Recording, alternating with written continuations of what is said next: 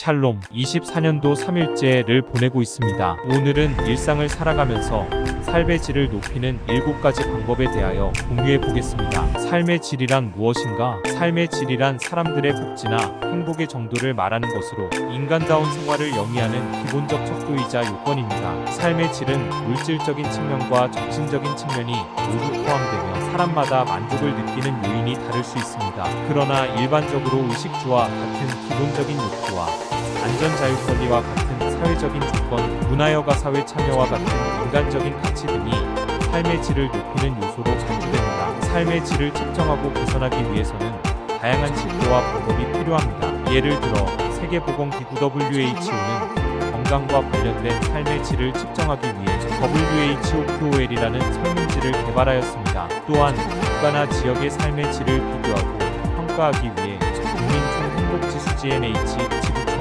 행복지수 HDI, 인간개발지수 HDI 등의 다양한 지수가 제한되었습니다. 삶의 질을 높이기 위해서는 개인의 노력뿐만 아니라 사회적인 지원과 협력이 필요합니다. 특히 주거 공동체에서는 이웃과의 친밀감과 신뢰감, 사회적 자본의 확충이 삶의 질을 높이는 데 중요한 역할을 합니다. 따뜻한 가슴으로 친절을 베풀고 서로를 존중하고 함께 나누고 협력하는 삶이 삶의 질을 높이는 데 도움이 됩니다. 삶의 질을 높이는 7가지 방법은 다음과 같습니다. 첫째, 웰빙 웰마이너스 비잉의 살살아가기입니다. 건강은 삶의 질의 기본이라고 할 수 있습니다. 후 세계보건기구에서 건강은 육체적인 것뿐만이 아니고 정신적, 정서적, 영적인 부분도 포함하는 개념입니다. 건강한 신체를 위해서는 규칙적인 운동, 적절한 식사, 충분한 수면, 스트레스 관리, 독서, 글쓰기, 여행, 자연과의 교감, 명상, 기도, 영적 수련, 감사를 살 속에서 실천해보는 것입니다. 둘째, 명확한 목표를 가지기입니다. 목표는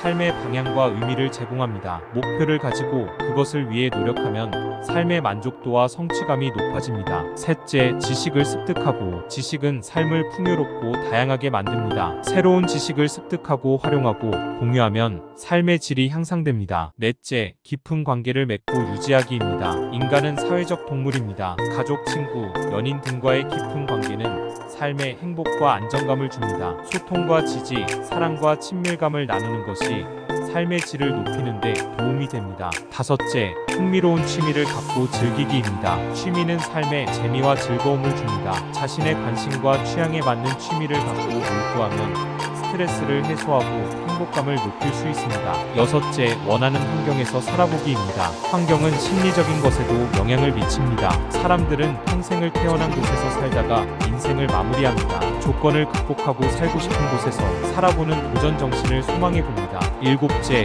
자율적인 사람 되기입니다. 교류 분석에서는 자율적인 사람은 순간순간을 자각하고 알아차림, 자발적으로 선택하고 책임을 지는 행동과 이웃과 친밀한 관계를 유지하는 것들을 강조합니다. 자신의 인생의 운전대를 남에게 맡기지 말고 자신이 원하는 삶을 살아가시기를 간절히 소망합니다. 오늘도 파이팅으로 지구촌 추장이 무한 응원합니다.